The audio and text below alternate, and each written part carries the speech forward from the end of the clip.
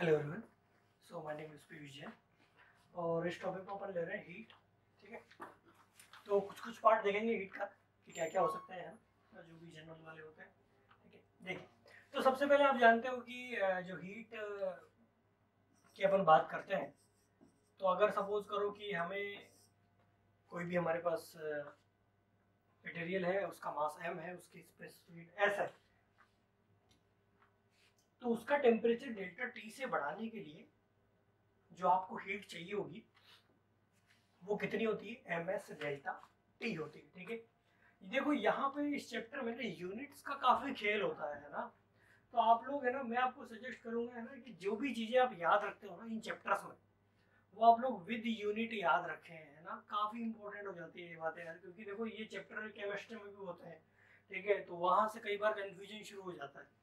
सो ये ज़्यादा अच्छा है कि आप लोग क्या करो कि इनको विद यूनिट याद रखें। तो जो भी चीज़ आप याद रखते हैं, जो भी चीज़, जैसी भी चीज़ विद यूनिट याद रखें। ठीक है, सबसे पहले अपन क्यू की बात करते हैं। तो देखो क्यू की यूनिट जो है जूल भी हो सकती है, कैलोरी भी हो सकती है। हम अक्सर कैलोरी में काम करते हैं, जूल में भी कर देते हैं। कई बार आंसर मैच वैच करवाने के लिए जिस तरह से दिया होता है जूल में भी कर देते हैं।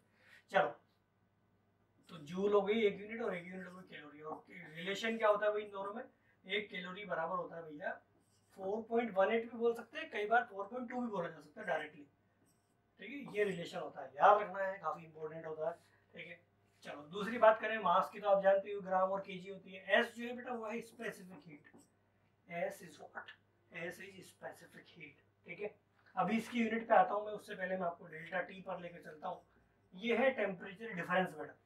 तो यूनिट होगी या तो केल्विन होगी या डिग्री सेंटीग्रेड होगी। अब ये क्या है? टेम्परेचर डिफरेंस है। ठीक है, और आप एक चीज जानते हो कि टेम्परेचर स्केल केल्विन और डिग्री सेंटीग्रेड में जो डिफरेंस होता है वो 100 का होता है ना। वो 273 से जाकर 373 पे खत्म हो जाता है, ये 0 से लेकर 100 तक खत्म हो जाता है। तो इसलिए क्या है कि हमें एक फायदा है इसमें। इसमें क्या होता है कि हमें यूनिट को चेंज करने की जरूरत नहीं पड़ती। अगर आपको केल्विन दिया है तो भी डिग्री में भी उसको ले सकते हो, और अगर आपको डिग्री सेंटीग्रेड में दिया है तो उसको केल्विन में भी ले सकते हो। क्योंकि यहाँ पे हम लोग क्या लिख रहे हैं? डिफरेंस लिख रहे हैं। सिंगल टेम्परेचर की बात नहीं कर रहा हूँ हम किस में लिख रहे हैं? डिफरेंस में लिख रहे हैं। तो इसीलिए आप यहाँ पे अगर कई बार हमें किसी और यूनिट में भी दी है, मतलब इनमें से किसी भी, तो कोई दिक्कत की बात नहीं है ना। आपको कन्वर्जन करने की जरूरत नहीं है कि अक्सर भाई हम तो सर कि क्या बोलते हैं, भाई केल्विन में ही लेते हैं या फिर जो भी है, इससे कोई फर्क नहीं पड़ता, क्योंकि डिफरेंस लेना है वहाँ पे, वो डिफरेंस दोनों में सेम होता है। तो अब देखो यहाँ पे एस की यूनिट क्या बनेगी? कैलोरी पर ग्राम डिग्री सेंटीग्रेड। सही है क्या? या फिर आप ऐसे ही बोल सकते हो जूल पर केजी पर डिग्री सेंटीग्रेड, या केल्विन भी लगा सकते हो। मैंने बोला आपको केल्विन भी यूज कर सकते हैं और डिग्री सेंटीग्रेड भी यूज कर सकते हैं। ठीक है भाई, चलो अब देखो मैं आपको बताते हैं, अब कहानी है अच्छी अच्छी। ठीक है, जहां से अक्सर क्वेश्चन आते हैं, मैं कराऊंगा भी सही क्वेश्चन आपको, जो भी इंपॉर्टेंट होते हैं हमारे। एक तो आप क्या करो भाई, सबसे पहले स्पेसिफिक हीट आप याद रखें, है ना। वाटर की जो तीनों स्टेट होती है उसकी। ठीक है, और ये याद रखना बहुत ही आसान है। तो अगर आइस है तो होगी कितनी? 1/2। अगर वाटर है, मतलब लिक्विड स्टेट में है, तो होगी 1। अगर स्टीम है तो होगी कितनी? 1/2। यूनिट भी याद रखें आप लोग, इसकी यूनिट होगी कैलोरी पर ग्राम डिग्री सेंटीग्रेड। ये तीनों की सेम ही होगी भाई। ठीक है, यूनिट बहुत इंपॉर्टेंट है। हम जिस यूनिट में याद रखेंगे वो इंपॉर्टेंट होता है एक्चुअली। जैसे मान लो आपको 1/2 तो याद रह गया, बट अगर आपको उसकी यूनिट याद ही नहीं रही तो फिर सवाल गलत हो जाएगा ना। तो इसलिए मैं बोल रहा था आपको कि इस चैप्टर में जो इम्पोर्टेंट बात है ना वो ये है कि आपको विद यूनिट याद होना चाहिए। जो भी याद करो आप, वो विद यूनिट होना चाहिए। ठीक है, सो सपोज करो हमने आइस की स्पेसिफिक हीट याद रख रखी है 1/2, बट यूनिट क्या है उसकी? कैलोरी पर ग्राम डिग्री सेंटीग्रेड। ठीक है, चलो, तो इस चैप्टर में शुरुआत में जो है सबसे पहले तो क्वेश्चंस आते हैं आपके पास किस तरीके के कि भाई हमारे पास सपोज करो कि वाटर है 100 ग्राम, कितने डिग्री पर? कितने डिग्री पर? सपोज करो 20 डिग्री सेंटीग्रेड पे, और हमें इसको ले जाना है 80 डिग्री सेंटीग्रेड पे। ठीक है, वाटर है 100 ग्राम, 20 डिग्री से कहाँ ले जाना है? 80 डिग्री सेंटीग्रेड पे ले जाना है। तो बताओ बताओ कितनी हीट चाहिए होगी, ठीक है, हमें हीट रिक्वायर्ड चाहिए। तो हीट रिक्वायर्ड हम जानते हैं Q बराबर क्या होता है भैया, ms डेल्टा T होता है। m कितना है भैया 100, s कितना होता है 1, सही है ना भाई, ग्राम में था, यहाँ भी ग्राम में दिया है, वेरी गुड। और डिफरेंस कितना आ रहा है इनका 60, तो ये हो गया 6000 calorie, that is 6 kilo calorie, सही है क्या भाई। तो ये बात है बेटा, है ना, हमें क्या होना चाहिए, यूनिट का बहुत ही अच्छे से पता होना चाहिए, अदरवाइज क्या होगा कि कंफ्यूजन शुरू हो जाएगा, ठीक है। दूसरे तरह के देखो क्वेश्चन जब अपन कर रहे हैं ना, शुरुआत कर रहे हैं उसकी, तो उसके लिए अपन को थोड़ा सा स्टेट चेंज वाला चीजें पढ़नी पड़ेगी। बट इससे पहले मैं आपको यहाँ पे एक क्वेश्चन और करवाता हूँ, देखो लॉ ऑफ मिक्सचर वाले, ठीक है, लॉ ऑफ मिक्सचर वाले सवाल अपन क्या बोलते हैं, स्टेट चेंज में भी पढ़ेंगे, बट अभी के लिए मैं एक जनरल आपको सवाल करवा रहा हूँ लॉ ऑफ मिक्सचर में, इसी के अंदर देखें।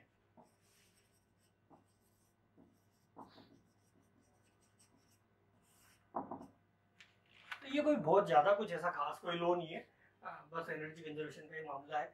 तो ये क्या बोलता है कि सपोज करो कि भाई आपके पास कोई दो मटेरियल है, मतलब दो अभी वाटर ले रहे हैं, तो दो आपके पास सपोज करो वाटर है ना, आपने उनको मिलाया, तो मिलाने के बाद क्या होगा, दोनों एक दूसरे से कोई हीट लेगा और कोई हीट क्या होगा देगा, है ना। तो जो कोई हीट जितनी देगा वो दूसरा वाला ले लेगा, हम मान रहे हैं कि बाहर कोई भी हीट का ट्रांसफर नहीं हो रहा है ना, इंसुलेटेड मीडियम है टोटली। तो फिर क्या होगा, जैसे जैसे ये इसको हीट देता जाएगा तो इसका टेम्परेचर क्या होता जाएगा, बढ़ता जाएगा, इसका टेम्परेचर क्या होता है, कम होता जाएगा। ये सारा काम कब तक चलता रहेगा, हीट लेने और देने का, जब तक कि टेम्परेचर सेम ना हो जाए, ठीक है। तो जैसे ही टेम्परेचर सेम होगा, जैसे ही टेम्परेचर सेम होगा तो क्या होगा, क्या होगा, जैसे टेम्परेचर सेम होगा तो ऑटोमेटिकली उसके बाद हीट का ट्रांसफर रुक जाएगा, ठीक है। सो मैं एक एग्जांपल ले रहा हूँ, देखिए आप लोग फटाफट से।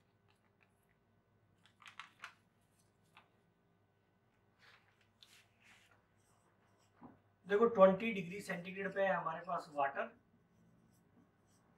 100 ग्राम, और 80 डिग्री सेंटीग्रेड पे है वाटर ही है कितना ग्राम, 200 ग्राम। इनको मिक्स किया गया बेटा, ठीक है, इनको क्या किया गया है, मिक्स किया गया, और हमसे पूछा ये गया कि मिक्स करने के बाद में जो फाइनल टेम्परेचर होगा मिक्सचर का, फाइनल टेम्परेचर जो होगा मिक्सचर का वो हमें बताना है।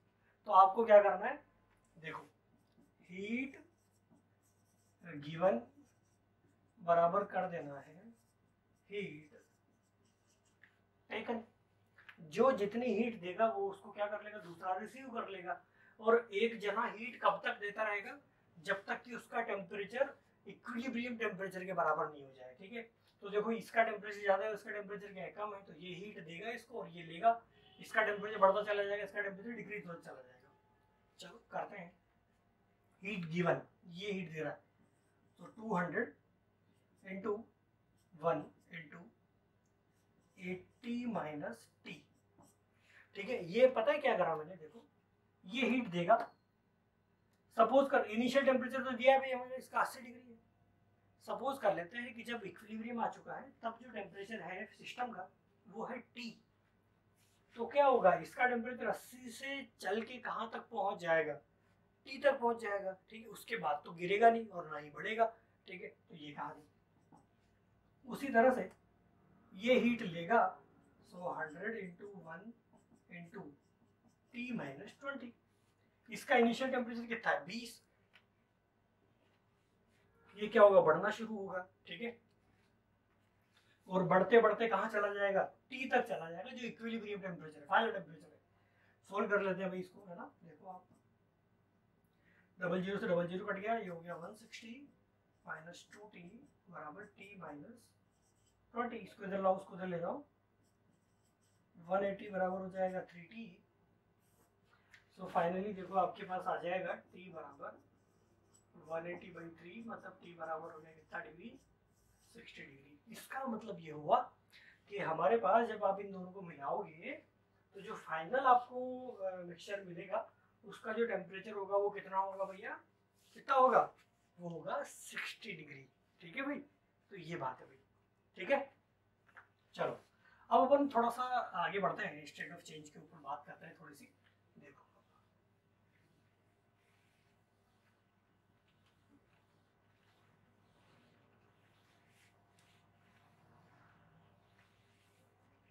देखो बेटा सुनो, तो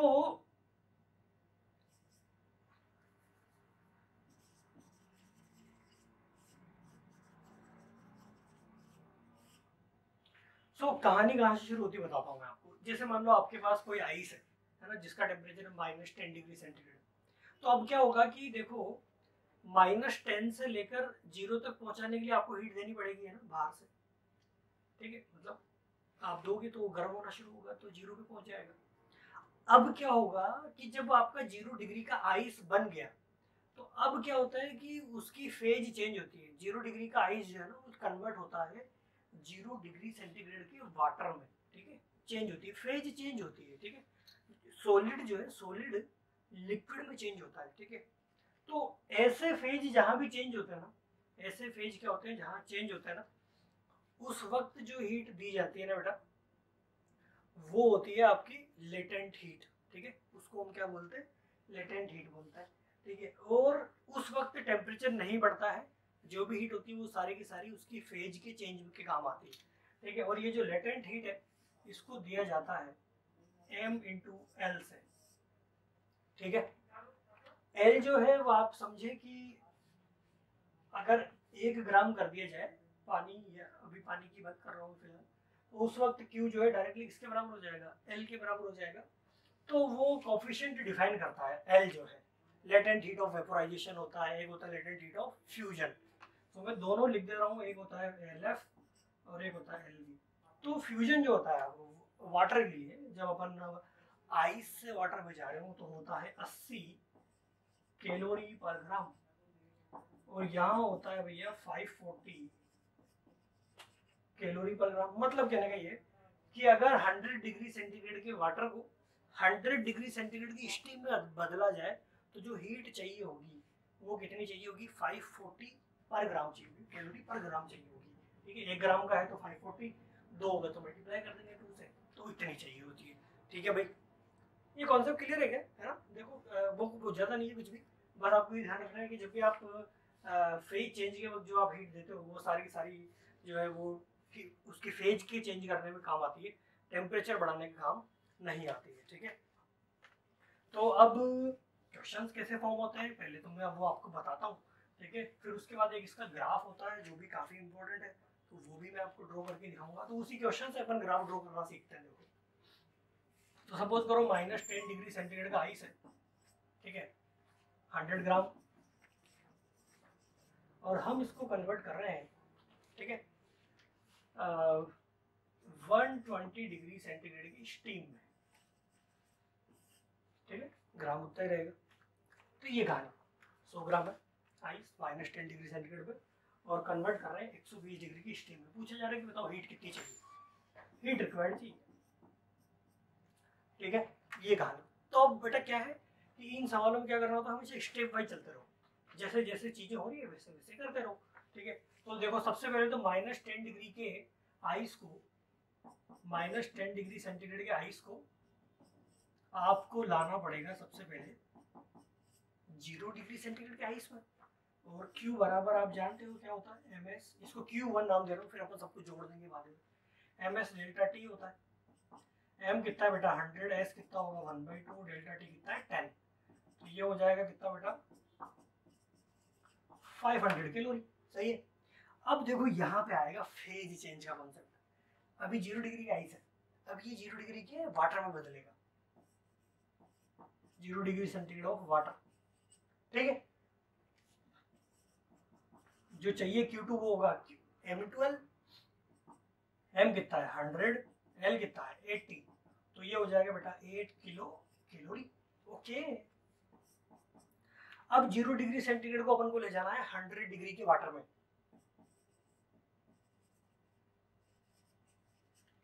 तो Q3 कितना चाहिए भैया 100 इंटू 1 इंटू 100, तो ये हो जाएगा 10 किलो कैलोरी। आगे ना, मतलब 0 से 100 टाइम टेम्परेचर डिफरेंस डायरेक्टली पूरा 100 हो गया। अब देखो यहाँ पे क्या होगा भैया, 100 डिग्री का वाटर जाएगा 100 डिग्री की स्टीम में, फिर फेज चेंज होगा, है ना, फिर से। इसलिए मैंने क्या किया है कि एक ही सवाल में मैंने सोचा कि अपन दोनों तीनों कॉन्सेप्ट एक साथ ले लेते हैं, फेज चेंज का भी आ गया और नॉर्मल कैलकुलेशन का भी आ गया। ठीक है, ये तो 100 डिग्री सेंटीग्रेड का हो गया स्टीम। तो इसमें आपको कितना चाहिए Q4, 100 into ml, ml directly लगाना है, दिस इज 540, तो ये मैं यहाँ लिख दे रहा हूँ बेटा, दैट इज 54 किलो कैलोरी। अब देखो, अब ये जो 100 डिग्री सेंटीग्रेड की स्टीम है ये कन्वर्ट होगी 120 डिग्री की स्टीम में।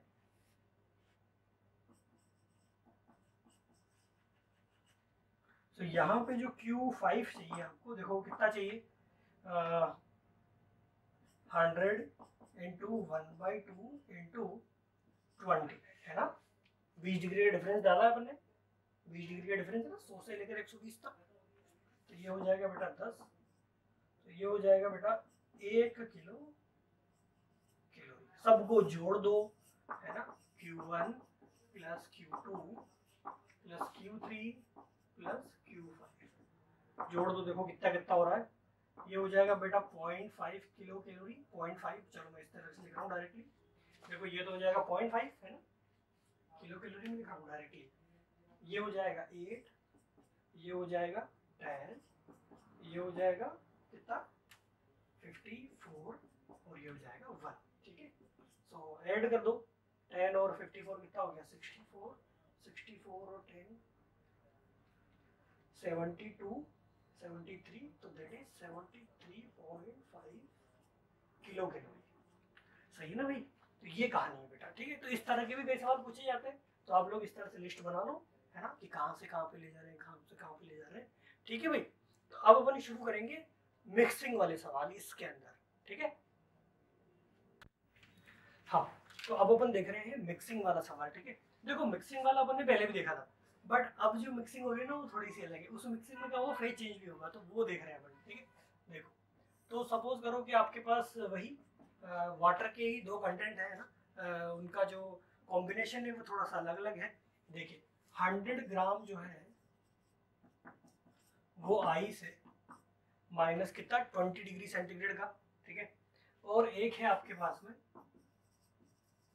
100 ग्राम वाटर है 50 डिग्री सेंटीग्रेड पे, ठीक है।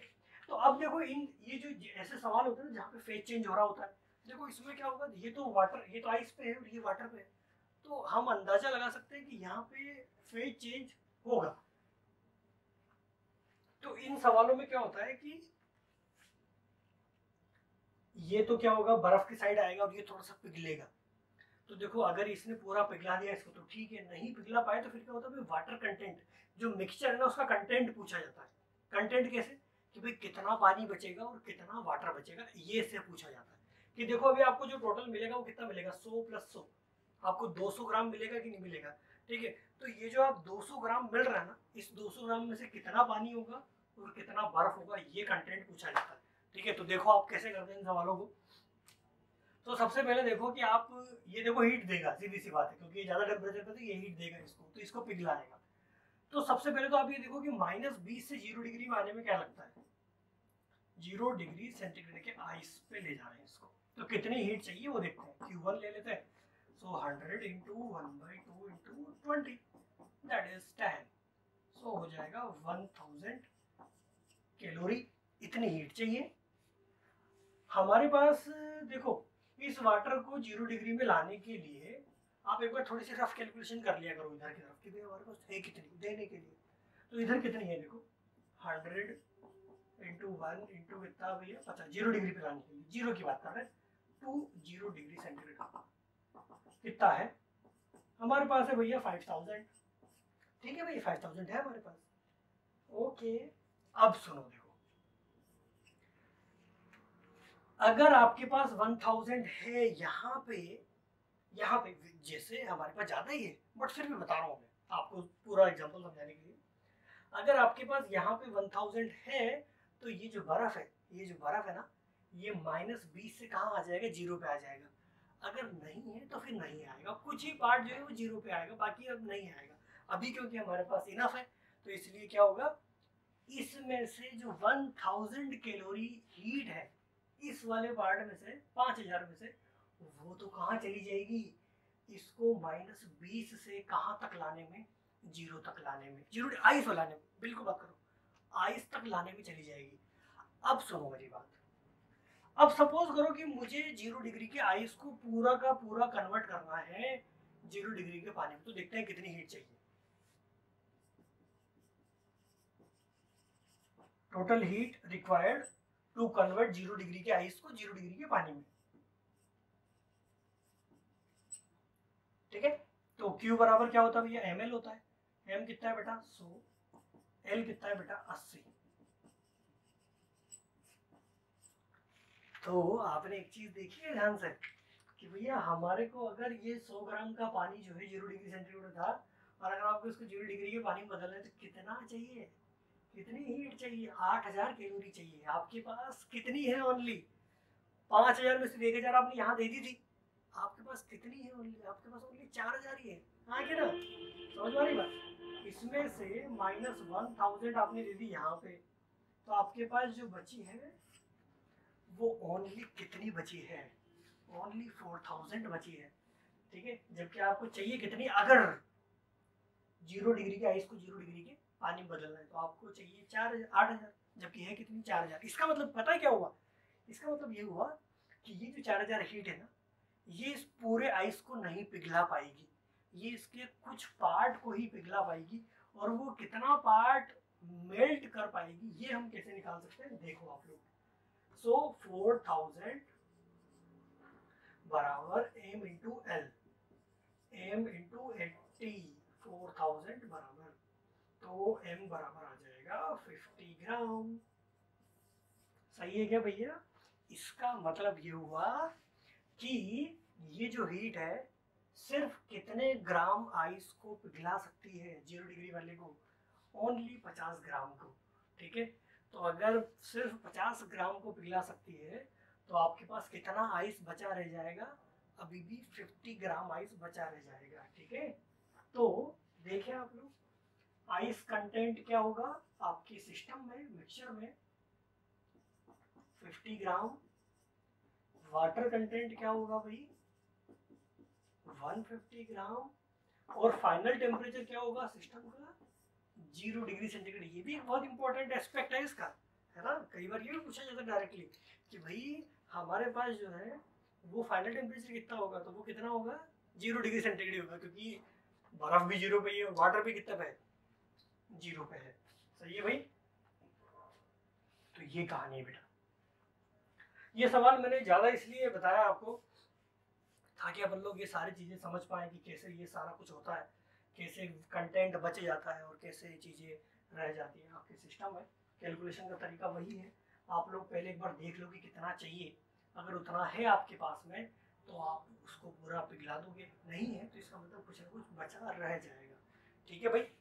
चलो, तो ये था बेटा आपका क्या बोलते हैं मिक्सिंग विद फेज चेंज, ठीक है।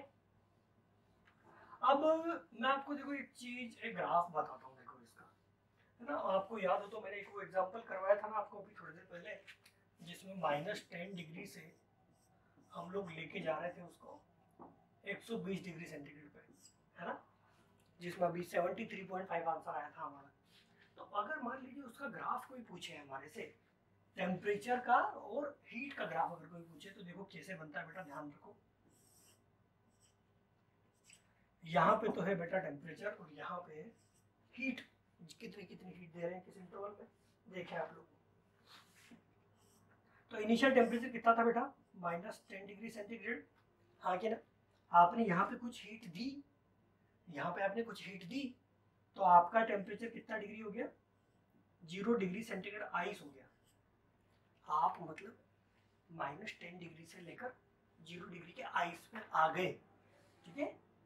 फिर आपने यहाँ पे कुछ कुछ हीट दी, है ना। यहाँ पे देखो ये है Q1, ये है Q2, जिसको अपन बोलते हैं ml लेटेंट हीट, ठीक है। ये वाली हीट दी आपने, अभी भी रहा तो temperature 0 degree centigrade he, but अब आप किस में आ गए, अब आप वाटर में आ गए, ठीक है। चलो, फिर 0 डिग्री सेंटीग्रेड से आपने और हीट दी सिस्टम को, तो अब आप क्या हो गए, अब आप आ गए हो 100 डिग्री सेंटीग्रेड के वाटर में, है ना। चाहे तो आप यहाँ 100 डिग्री सेंटीग्रेड कर सकते हो, ठीक है। चलो, ये काम भी हो गया। फिर उसके बाद आप हीट दोगे, तो जो हीट है वो जाएगी सारी की सारी लेटेंट हीट ऑफ वेपोराइजेशन में, 540 वाली है ना। यहाँ पे टेम्परेचर इंक्रीज नहीं होगा, देखो टेम्परेचर यहाँ पर भी इंक्रीज नहीं हो रहा था, क्योंकि आप जानते हो जो हीट देते हो उसे टेम्परेचर इंक्रीज नहीं होता फेज चेंज वाली से। तो ये सब ग्राफ के नोटिस करना है आपको, ये चीजें कि कहाँ पे कौन सी दे रहे हैं, कहाँ पे क्या हो रहा है, ये सारी बात है। तो ये हो गया आपका वो, यहाँ पे क्या होगा, ये हो जाएगा 100 डिग्री सेंटीग्रेड की स्टीम, और फिर से जब आप हीट दोगे तो ये जो सिस्टम है ये आपका चला जाएगा 120 डिग्री की स्टीम में। ठीक है बेटा, तो बहुत ही इंपॉर्टेंट ग्राफ है, काफी सारी चीजें नोट करने की है ना। देखो आप लोग फिर भी एक बार और देखो, तो आपको इस ग्राफ में दिखाई देगा कि कुछ ग्राफ तो क्या है कि स्लोप पे है, मतलब उनका एंगल बन रहा है कुछ कुछ, और जो कुछ ग्राफ है वो एक तरह से बिल्कुल कांस्टेंट ग्राफ है। तो आप ध्यान रखें कि ये जितने भी कांस्टेंट ग्राफ होते हैं ना, ये आपको ये शो करते हैं कि यहाँ पे फेज चेंज हो रही है, क्योंकि टेम्परेचर बदल नहीं रहा ना, टेम्परेचर फिक्स है। तो जब भी टेम्परेचर फिक्स होता है पर फिर भी आप हीट दे रहे होगा, तो इसका मतलब वहाँ पे क्या हुई होगी, डेफिनेट सी बात है फेज चेंज हुई होगी। तो ये पहचानने का तरीका, ये पहचानने का तरीका, ये जो पार्ट आपको दिख रहे हैं जहाँ पे स्ट्रेट लाइन आ रही है, तो यहाँ पे जब आप हीट देते हो तो यहाँ पे टेम्परेचर क्या होता है, इंक्रीज होता है। ये ध्यान रखें कि जब भी इस तरह के स्ट्रेट लाइन्स होते हैं तो यहाँ पे जो है जो का मिक्सचर है या कोई भी आपको लिक्विड ले रखा है उसका टेम्परेचर क्या होता है, इन जगह पे इंक्रीज होता है। ठीक है, तो देखो कई बार इनके ग्राफ के भी क्वेश्चंस आते हैं ना, आपको वैल्यूज मेंशन कर दी जाती है यहाँ पे यहाँ पे यहाँ पे, ये सब वैल्यूज मेंशन कर दी जाती है। आप चाहे तो डायग्राम से इसको मिला लेना आप, this is Q4, this is Q5 है ना, ये सारी इसका सम जो है वो आपका वो 73.5 आएगा आंसर, है ना। ये आप ध्यान रखें, बहुत ही इंपॉर्टेंट ग्राफ है भैया ना, बहुत ही ज्यादा। This is Q। चलो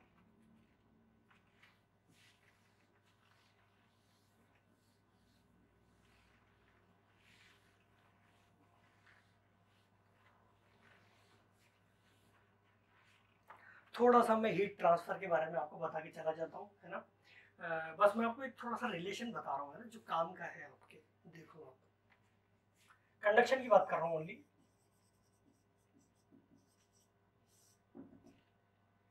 तो आप जानते हो कि सपोज करो ये कोई दो सिंक और सोर्स है, या सोर्स और सिंक है, जिनके बीच में अपन कंडक्शन के थ्रू हीट ट्रांसफर करना चाह रहे हैं।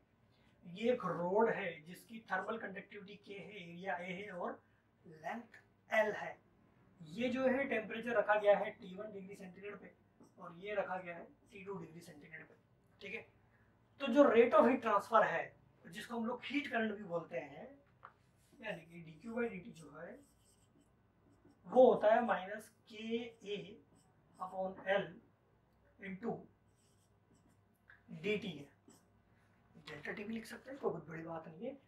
ठीक है, अब आप है ना, मैं बताता हूँ देखो आपको, क्योंकि हम लोग 11th और 12th पढ़ चुके हैं ना, तो इसलिए क्या होता है, देखो यहाँ पे है ना करंट इलेक्ट्रिसिटी के क्वेश्चंस काफी बन जाते हैं, है ना। मतलब ओम्स लॉ के ऊपर जितने भी क्वेश्चंस होते हैं ना वो सारे यहाँ पे बन जाते हैं, इसलिए मैंने ये लास्ट में टॉपिक लिया है। देखो ये है करंट एक्चुअली, तो इसको आप लिख दो I। ये है रेजिस्टेंस का रिवर्स, तो ये हो जाएगा 1/R, और ये है डिफरेंस, टेम्परेचर डिफरेंस, जिसको आप चाहे तो ग्रेडियंट भी बोल सकते हो, बहुत बड़ी बात नहीं है। टेम्परेचर ग्रेडियंट तो वैसे ये dt/L होता है। हाँ, पोटेंशियल बोल सकते हो आप, पोटेंशियल डिफरेंस बोल सकते हो अपनी लैंग्वेज में, बट अभी के लिए तो मैं डेल्टा टी ही लिख रहा हूँ बेटा। ठीक है, आप चाहो तो इसको H भी लिख सकते हो, बहुत बड़ी बात नहीं, कई लोग इसको H भी लिखते हैं। तो आप ये ध्यान रखो, है ना, कि एक्चुअली ये है तो V बराबर IR ही, है ना। तो जिस तरीके से आप वहां पे किसी भी सर्किट को ओम्स लॉ अप्लाई करके सोल्व करते हो ना, सिमिलर तरीके से यहाँ पर भी किसी भी चीज को सोल्व किया जा सकता है, किसको अप्लाई करके, ओम्स लॉ को अप्लाई करके। ठीक है, तो ये आप लोग ध्यान रखें, और अगर आप चाहें तो मैं आपको थोड़ी सी बातें बता देता हूँ, या फिर चलो मैं आपको जैसे बताता हूँ। देखो सपोज करो कि हमें टेम्परेचर दिए गए हैं, ये देखो आप, जैसे मान लीजिए 100 है और ये 0 डिग्री सेंटीग्रेड, और K और A इनकी सबकी वैल्यू दी गई है ना। आप लोगों ने ये सब वैल्यू यहाँ पुट करके यहाँ पे हीट करंट निकाल ली। अब देखो मेरी बात सुनो, सपोज करो कि आपसे पूछा गया कि बताओ यहाँ पे टेम्परेचर क्या होगा, कहीं पर भी रोड में कहीं पर भी पूछ लिया गया कि बताओ भाई यहाँ का टेम्परेचर क्या होगा, तो अब ये है ना बिल्कुल रेजिस्टेंस जैसा सवाल है। तो आप पता है मैं बताऊँ, देखो आपको क्या करना है, आपको कुछ नहीं करना, आप क्या करो, इसको दो पार्ट में डिवाइड कर दो बेटा, इस तरह से जैसे मैं सर्किट बना रहा हूँ, देखो वैसे, यहाँ से यहाँ तक का पार्ट और यहाँ से यहाँ तक का पार्ट, ये है वो टी जो आपको चाहिए। और ये आपने लगा रखी है यहाँ पे क्या, बैटरी, और इस बैटरी को आप दे दो डेल्टा टी नाम दे दो, और ये वही करंट, ये हो गया R1 और ये क्या हो गया R2, सही है क्या। और R1 R2 निकालना बहुत ही आसान है। R1 जो होगा वो होगा L/K, R2 भी होगा ये L1, K1 A1 डाल सकते हो, K पूरी सेम रोड है तो K1 A1 सेम हो जाएगा, सेम हो जाएगा मतलब L2/K, सही है क्या। बस ये कहानी, हाँ क्या, सिर्फ L1 L2 का फर्क होगा और क्या, बस ये आप लोग करंट आपको पता ही है, अपन ने पहले निकाल ही चुके हैं, डेल्टा टी अपन को पता है, तो इसके अक्रॉस वोल्टेज निकाल सकते हैं, इसके अक्रॉस भी निकाल सकते हैं। तो जैसे इसके अक्रॉस वोल्टेज आएगा, यहाँ का वोल्टेज पता ही है, इसको से माइनस कर दो, या फिर यहाँ का वोल्टेज पता ही है तो इसमें से माइनस कर दो, तो ये आ जाएगा। हाँ क्या ना, बिल्कुल रेजिस्टेंस जैसे सवाल होते हैं, बिल्कुल सेम टू सेम, कहीं पर भी कोई फर्क नहीं होता। अगर दो रोड जोड़ दी जाए, उसमें भी कहीं भी पूछा जाए तो भी कोई दिक्कत नहीं है। देखो सपोज करो वो दो रोड जोड़ देता अपन को, ठीक है,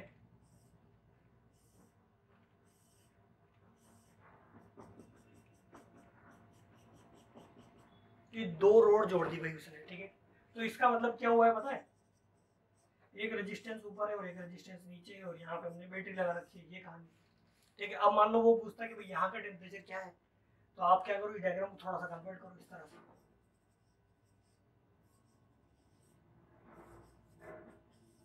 ये लो, यहाँ का टेम्परेचर आपको निकालना है, ये टी, सही। और तरीका वही है, इसको आप R1 मान लो, इसको R2 मान लो, ये R आपको पता ही है, इसके दो पार्ट हो गए, ये कोई लेंथ L1 होगा, ये कोई लेंथ क्या होगी L2 होगी, ठीक है भाई। तो ये कहानी, ठीक है गाइस, ओके।